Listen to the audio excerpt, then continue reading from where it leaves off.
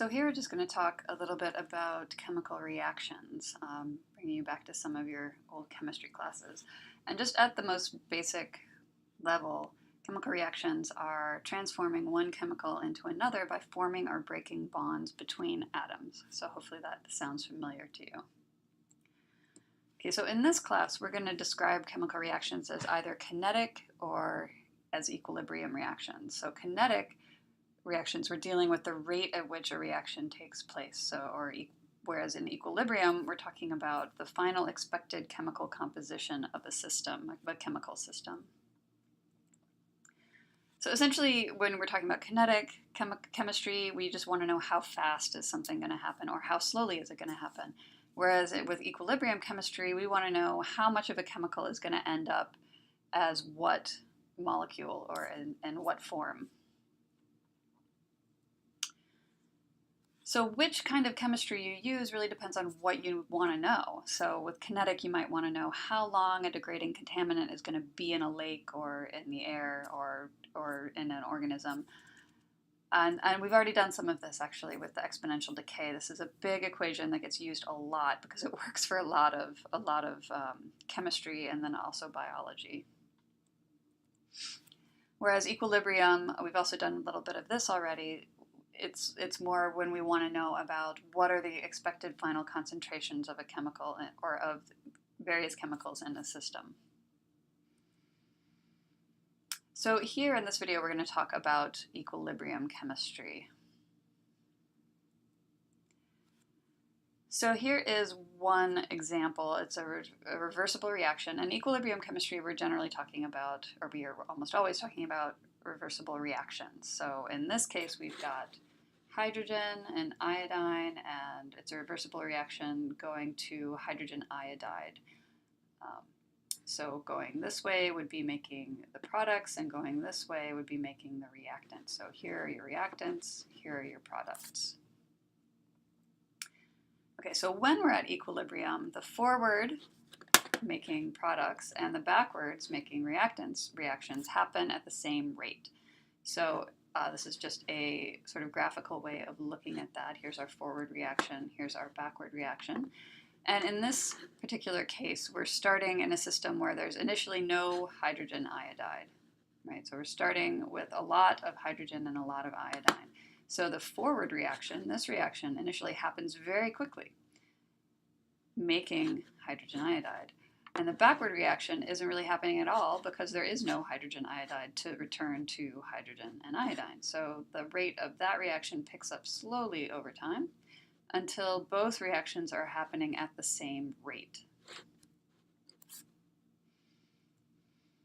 Okay, the second main thing about equilibrium is that the concentrations of the products and reactants become constant. So this does not mean that the concentrations of product and reactants are equal. They do not have to be equal. There may be more product than reactant, or there may be more reactant than product.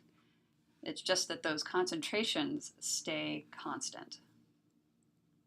So here's the same example with hydrogen and iodine and hydrogen iodide.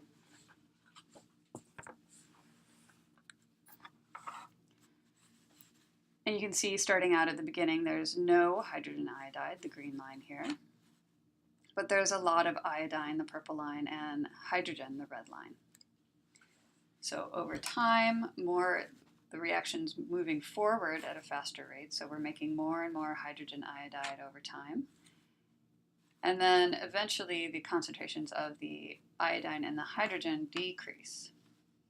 Okay. So they do have constant concentrations by the time you get at equilibrium all the way over here, constant concentrations, but those concentrations are not equal. You can see there's a lot more hydrogen iodide than there is iodine and hydrogen.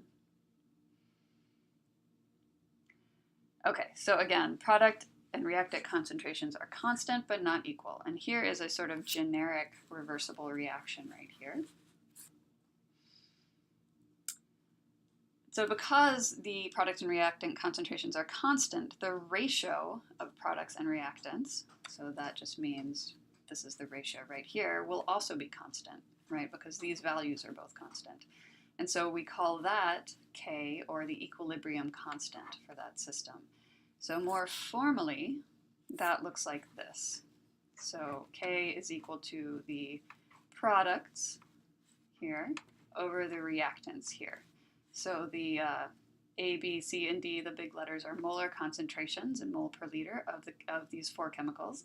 And the little A, B, C, and D's are stoichiometric coefficients. And if you don't remember what those are, that will become clearer in just a moment. Okay, so this is just showing you the reactants are in the denominator on the bottom, and the products are on the top in the numerator.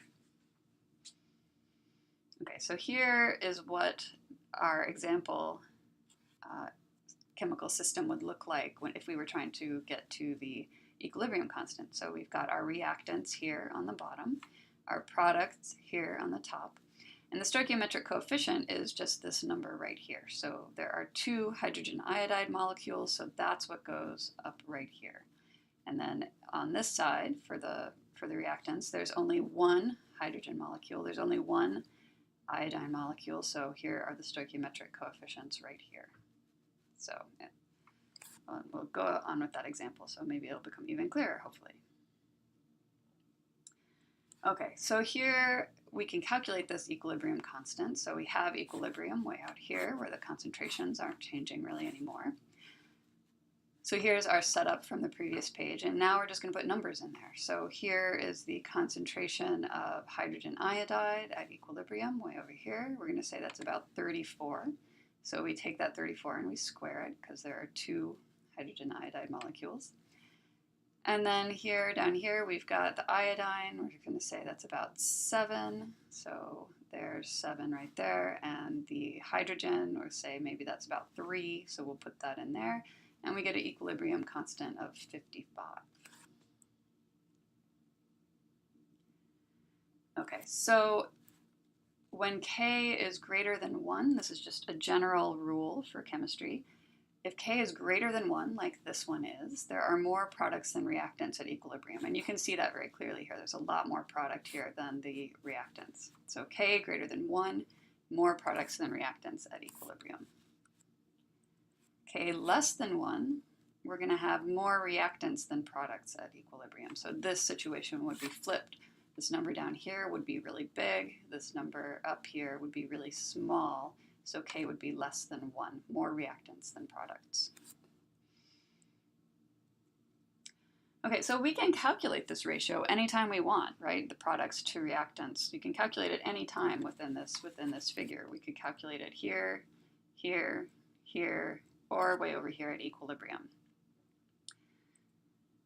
It's just that before equilibrium, before the products and reactants become constant in concentration, we can't call it the equilibrium constant, K, because that would be really confusing. Mainly because the system is not at equilibrium and the ratio will not be constant. So before equilibrium, we call this ratio of product to reactants Q. But it's the same formula, right? It's the same products over reactants here, products over reactants. We just call it Q now. So once we get to equilibrium, this Q, we could call it Q at equilibrium, but for whatever reason, everyone decided to call it K. So it's the same formula, the same products over reactants, but now all of these concentrations are constant, so it's a constant number once you get to equilibrium, and we call it K.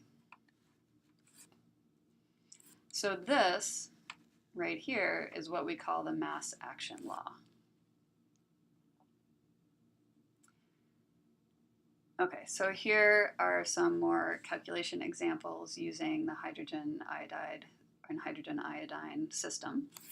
So here is our K, our equilibrium constant here, 55. We already calculated that. We could calculate it before equilibrium, but now we have to call it Q, right? Because it's not the equilibrium constant, but we can still calculate products to reactants. So here I'm going to say the amount of hydrogen iodide is about 21. Square that because there are the 2 hydrogen iodide molecules. I'm going to say the iodine is about 14, so that number goes there. Hydrogen about 9, put that there, and we end up with a number of 3.5, a Q of 3.5. So when Q is less than K, that means we have too much reactant. So too much reactants, and you can see that because it's greater, the amount of reactants here is greater than it will be at equilibrium, right? So that means that this equation is going to shift to the right. We're going to be making more product before we get to equilibrium. Okay, we can calculate it again before equilibrium, just for a little practice. So here, hydrogen iodide is about 27, I guess. About 10 iodine moles per liter, about 6 moles per liter for hydrogen. Calculate that again. It's still less than K. Q is 12.15. So still, Q is less than K. We've still got too much reactant, so the equation is still going to shift to the right, still making more product before we get to equilibrium. Okay, so this is a general rule. So if, for example, here we've got our K that we calculated for the hydrogen iodide equation. If Q is less than K, we've got too much reactant. The equation is going to shift to the right, making more product. If, on the other hand, we started out with a bunch of hydrogen iodide and not very much hydrogen and iodide, Q would be a lot bigger than K. So if Q is greater than K, we've got too much product. The reaction is going to shift to the left, making more reactants. So this is just a general chemistry rule.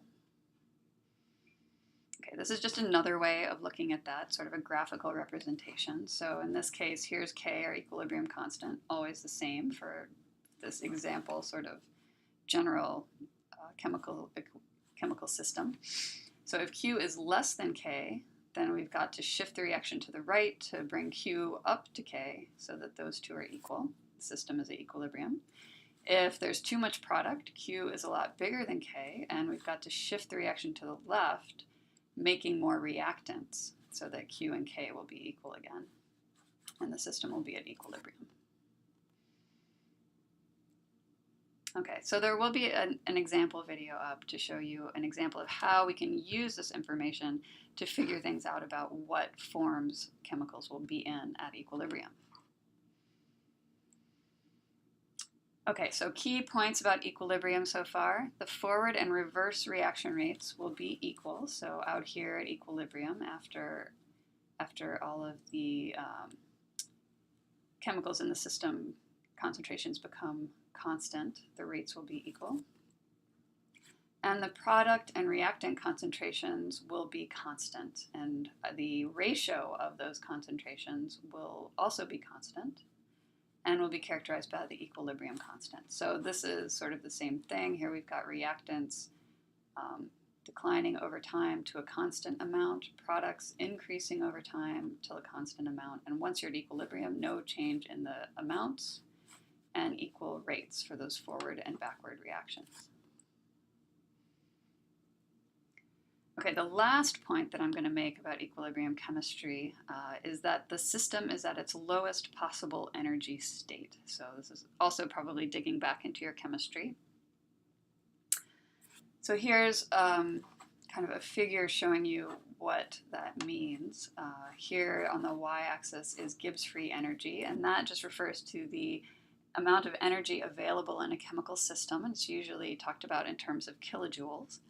So at equilibrium, the system is at its lowest possible energy state, so the lowest amount of Gibbs free energy down here. So this is equilibrium down here.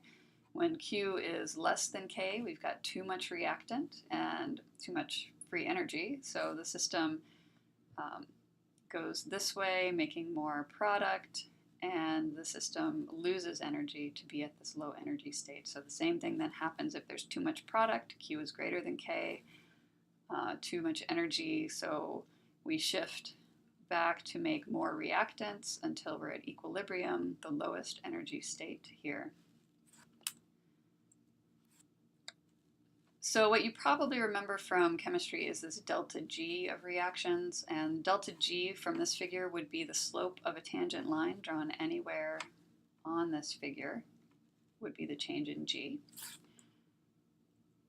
And at equilibrium, the change in G, delta G, or the change in Gibbs free energy is 0. So you can see a tangent line here is flat, the slope is 0, so the change in Gibbs free energy is 0.